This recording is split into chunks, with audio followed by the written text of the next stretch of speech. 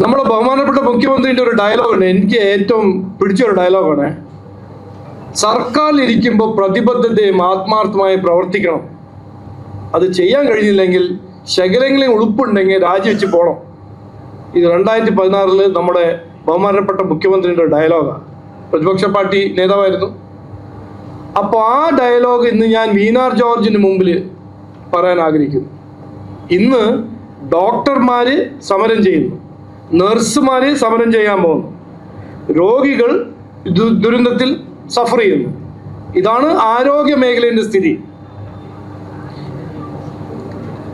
Kerala model എന്ന് പറഞ്ഞു നടക്കുന്ന CPM സർക്കാർ ഒന്ന് ഉത്തരം തരണം. ഇത് എന്താണ് കേരള സംസ്ഥാനം മാത്രം രോഗീന്റെ ഉള്ളിൽ ഈ ഇൻസ്ട്രുമെന്റ്സ് വെച്ച് ഗവൺമെന്റ് ആശുപത്രിയിൽ ചികിത്സ? ആശുപത്രികൾ, ഗവൺമെന്റ് ആശുപത്രികൾ ഇന്ന് ഒരു പ്രിമിറ്റീവ്, ഒരു പഴയ കാലത്തെ പൊളിഞ്ഞു കിടക്കുന്ന ട്രീറ്റ്മെന്റ് സെന്റേഴ്സ് ആയിട്ട് മാറ്റിയ ആരോഗ്യമന്ത്രിയാണ് വീണാർ ജോർജ്. അപ്പൊ രാജിവെച്ച് പോണ്ടേ? ഡോക്ടർമാരും സമരം ചെയ്യുന്നു, രോഗികളെ ദുരന്തത്തിലാക്കുന്നു, നഴ്സുമാര് സമരം ചെയ്യുന്നു, ആശുപത്രിയിൽ മരുന്ന് വാങ്ങാൻ കാശില്ല, എക്വിപ്മെന്റ് വാങ്ങാൻ കാശില്ല, രോഗികൾ ഗവൺമെന്റ് ആശുപത്രിയിൽ പോയി മരിക്കുന്നു. അപ്പൊ 10 കൊല്ലം മുമ്പേ എല്ലാം ശരിയാവും എന്ന വാഗ്ദാനം കൊടുത്ത് 10 കൊല്ലം ഭരിച്ച CPM സർക്കാർ ഇന്ന് ഒന്നായി തുടരാമെന്ന് പറയുമ്പോൾ എന്തു തുടരാം? ഇതാണോ തുടരേണ്ടത്? അപ്പോ രാജിവെക്കണം.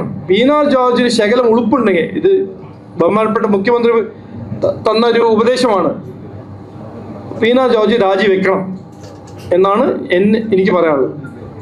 ഇനി ചോദിച്ചോളൂ. തന്ത്രിയുടെ വിഷയത്തിൽ പുള്ളിയുടെ കാര്യത്തിൽ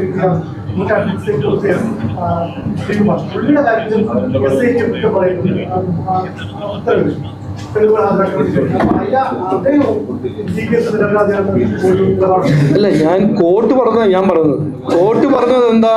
there is not an iota of evidence against Tantri. ഞാൻ എന്താണ് ചോദിക്കുന്നത്? തന്ത്രിനെ ഡിഫെൻഡ് ചെയ്യാനല്ല ഞങ്ങൾ ഇറങ്ങിയിരിക്കുന്നത്.